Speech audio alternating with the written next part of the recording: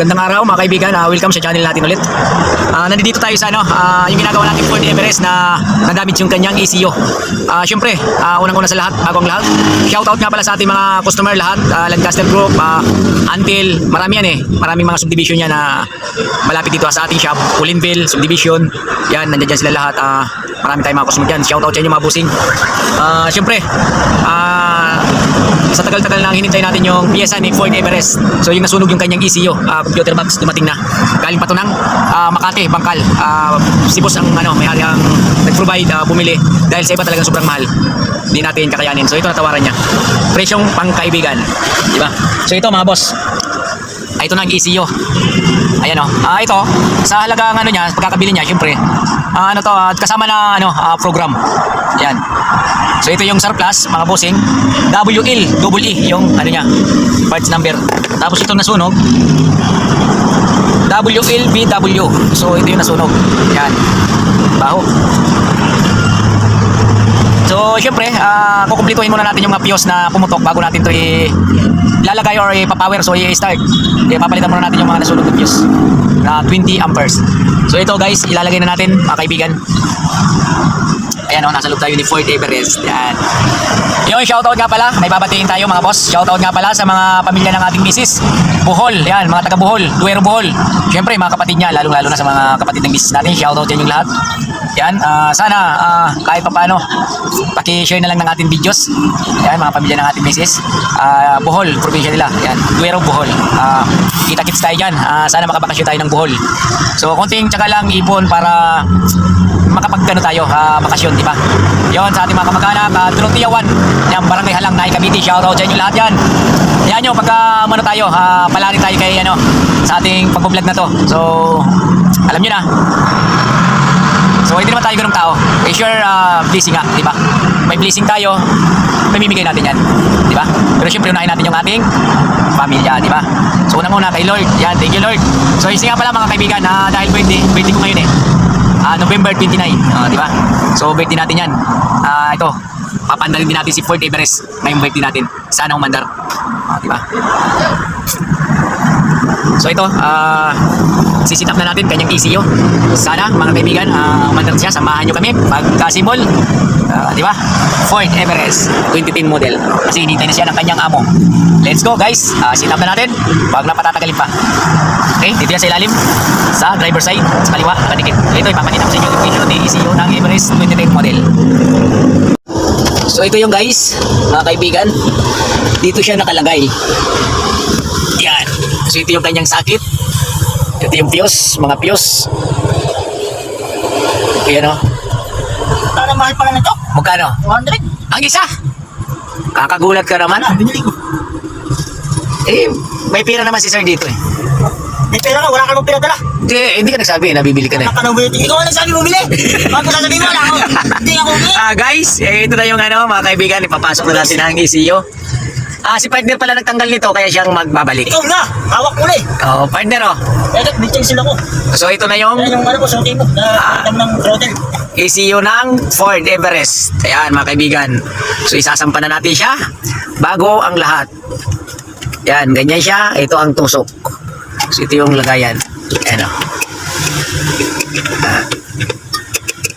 So hindi na pala ito tatanggalin ng bracket. Ibabalik natin itong bracket niya. Okay sir. Ano, may scanner ba kayo dito? Ay, yung scanner namin yan sir, hindi pwedeng baka hindi niya mabasa ba? Hindi pwede pang Nissan, no? Pag Nissan. Dito sir sa Alpha 1, try mo. Saan yun? Sa may bago dumating ng Gahak. Bridgestone, harap ng Kartini. Doon? Opo. Meron niya sir sila, magandang scanner nila dyan. Try mo po. Magkano ba pa scan nun? Minsan, 1,000 ang hinihingi nila pag Oo. Ano, biglang lumabas yung check engine Sige sir. Best. Normal naman takbo. Oo, basta wag lang yung nagbiblink. Kasi pag nagbiblink ko yung check engine, delikado yun.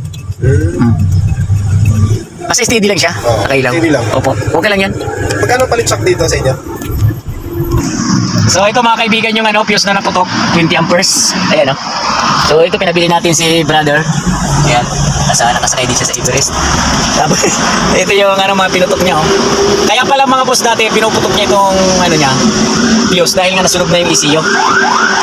Dahil pala sa sunog ang ECU, pinuputok talaga niya yung mga fuse. Kasi siyempre, kung sa tao, ito yung utak ng sasakyan, yung computer box niya. So let's go, ilalagay na natin mga kaibigan. Ayan, so ito si kaibigan natin isa. Ford Everest. Walang yan naman ito maglambing sa may-ari, no? Talagang ano. Well, kaibigan, nilagay mo nga doon to. Palitan mo yung 30 amperes. Doon sa ano. Yung 30 amperes to. Hawak na rin, binigay pa. So ito, papalitan natin. Dito kasi yung nakalagay. Pagta mo na yung ano. Ano naman yung kay Boss Wapi? Oo, palitan mo na. Habang ano, nandiyan dyan. Sige, kakalagay ko isi. So ito mga boss, yung ano, fuse niya, ilalagay na yung 20 amperes kasi ito 30. So ano to doon? Dito yan, no? Pang reserve yan dito sa 30. So dito 20 na nakalagay. Tapos ito suction valve. So ialisin natin to kasi ito hiniram lang natin.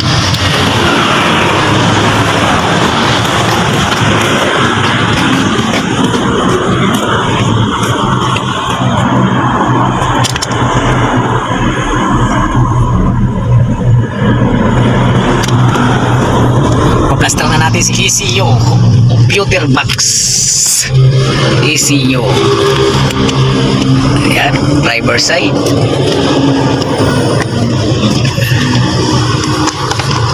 So pag ganyan siya. So ito na, sana umandar ka na at para makauwi ka na sa inyong bahay. Oops, di shoot.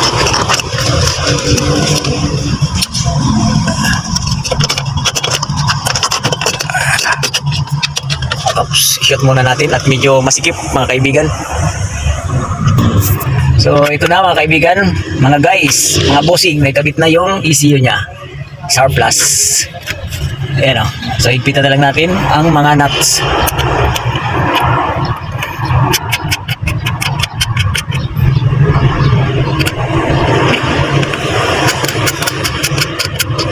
Okay.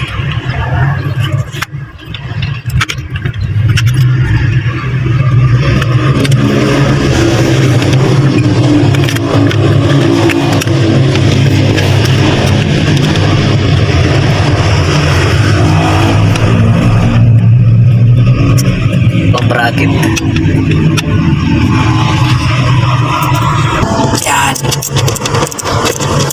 Ating ratchet na maliit. So 1/4 lang ang lagi nito. Nabili natin sa kay Lazada.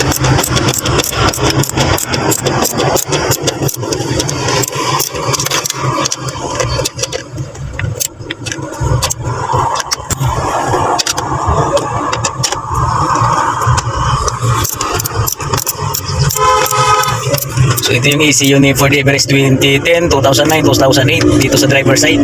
So may pedal.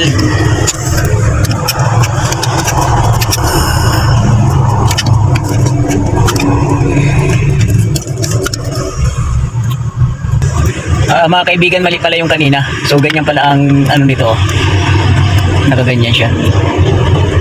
Ayan. So kasi itong ano, mga relay na ito dito sa ibabaw nakaganon.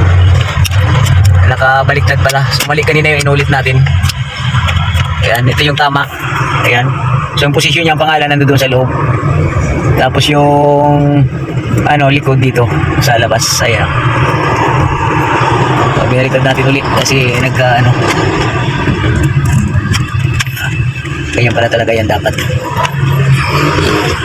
Ayan, kasama kasi dito yung ayan o. ECU ni Everest 2010, 2009, 2008 model. So isa lang sila ng position.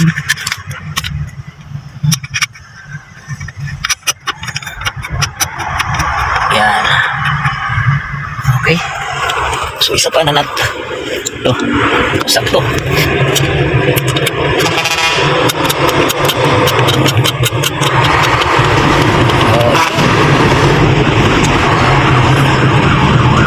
Bala. Okay, higpit na lang mga boss. Yan, higpitan na lang natin. So kaya pala ito mga bossing wala ng check engine na naka-indicate sa panel board niya dahil ECU na pala ang problema.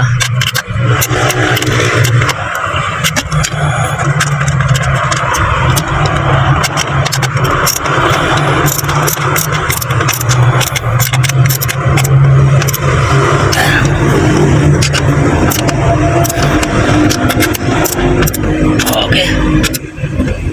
Okay. Isang sakit na luwagan natin. So kala kasi natin kasama yan dati. Hindi pala kasama yan.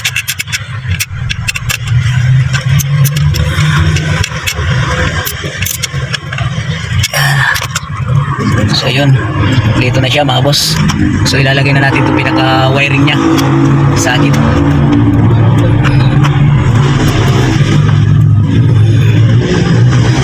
Lagay na natin muna.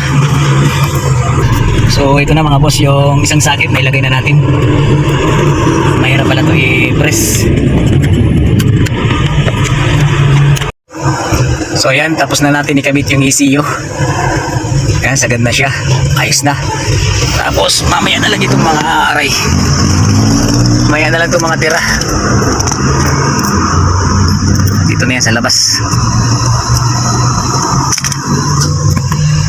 Saan tayo rin ang takip nito? Yung akin ang yung 30 amperes na tinanggal mo. Paandarin na natin. Ayan, pinapump na ni buddy, yung fuel pump.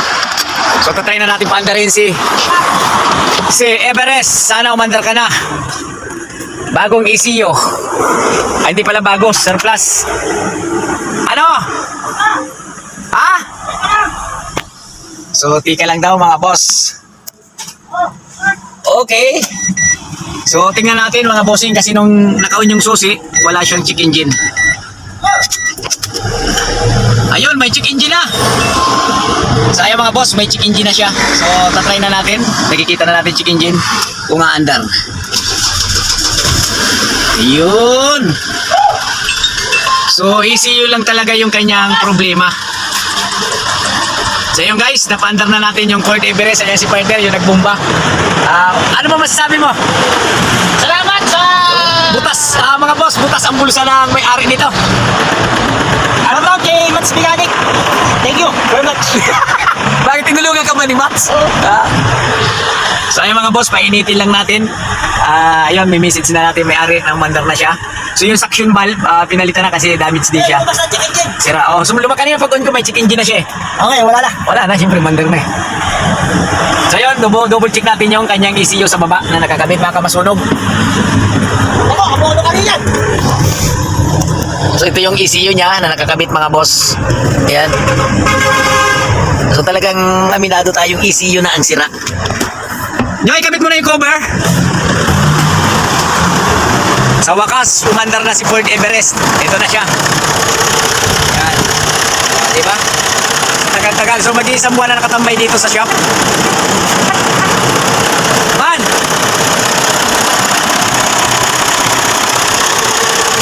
So ayan, napandar na natin. So thank you pala kay Idol Mats Mechanic. Napakadaling nun. So ito, nagpapasalamat si buddy, kasi tinulungan siya ni Max. Bukas nga lang ang bulsa. Ano sa mukha ko? Bukas nga lang ang bulsa ng may-ari mga boss. Ayun guys, ibalik na natin yung clamp. Para kung sa gano'n, bumayahe, hindi na siya kakalog-kalog. So ito, papainitin lang natin si Everest para mailipat natin dyan ang garahe.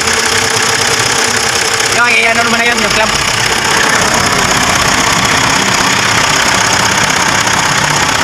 Wow, ang ganda ng andar, may Everest.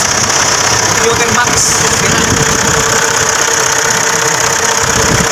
O, diba? At least, nakapaandar tayo ng isang sasakyan na diagnose natin na ECU pala sira.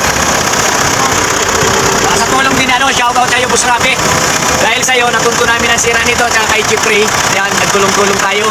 Mga mechanic, team mechanic. Buddy, ano yan? Sa ilalim niya ng positive. Yung clamp mo. Baka mag-ground pa yung body ha.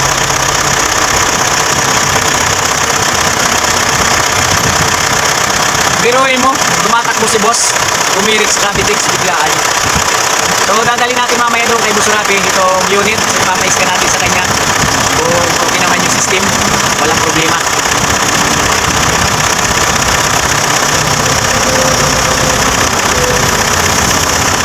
Ang bilis kagad ng andar niya.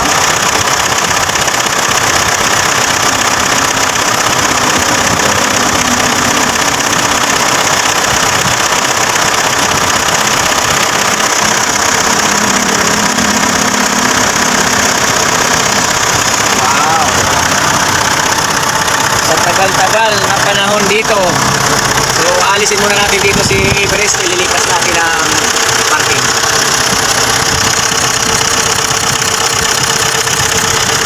Pero mo, grabe pa ng ECU nito. Ito sa transmission to mga boss.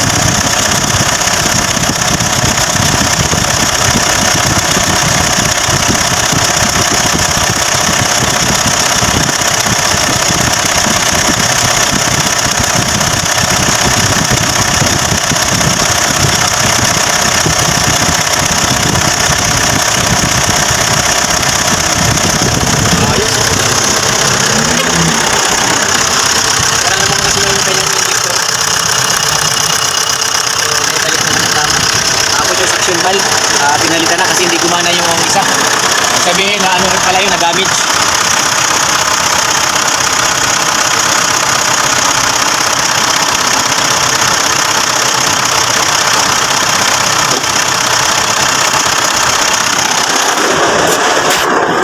Wow! Ang ganda na, Everest.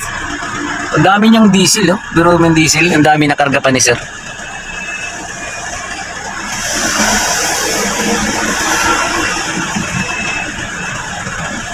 So yung guys, syempre natutuwa tayo dahil napaandar natin si Ford Everest. ECU nga talaga ang damage. Kitang-kita naman natin nung una talagang sunog na sunog. So hindi na talaga marirepair. Syempre bumili ng surplus yung may-ari at saka pina-program na lang kasi syempre magkaibang nun. Kung sa yung utak kasi yun ng sasakyan ECU. So yan, umaandar na. So dito tayo sa kanyang ayan, ganda-ganda.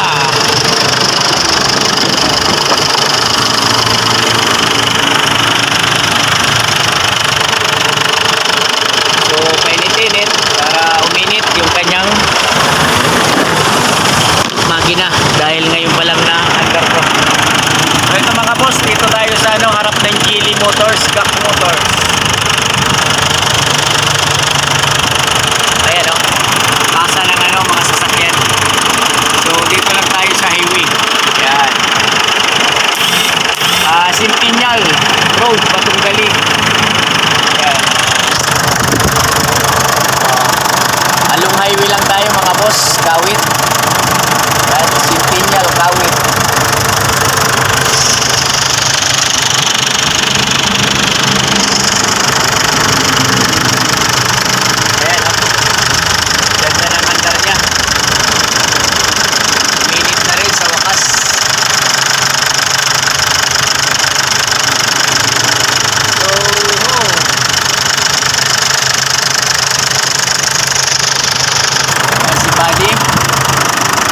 Lagi nakapimewang, parang engineer. Yan, dito kasi si Buddy, lihitin mo yan Naik, Cavite.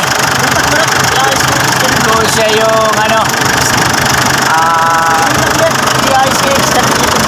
guys, ibalik mo na yung kanyang dito para maayos na si Everest. So yung wiring dito, wala naman tayo naluwagan dito.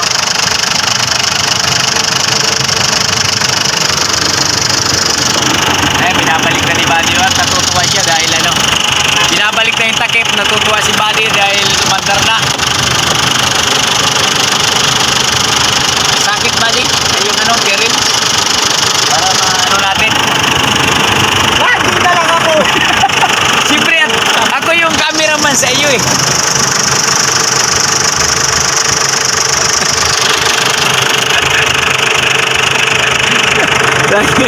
Lagi na lang daw siya inuutosan ng tolls.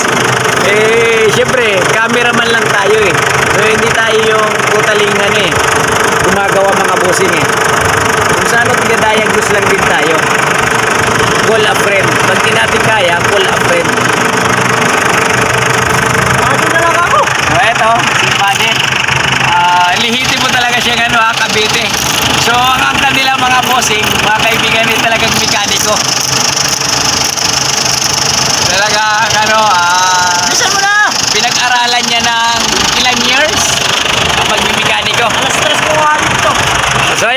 boss, pag-follow, subscribe, comment, share ng ating YouTube channel. Okay?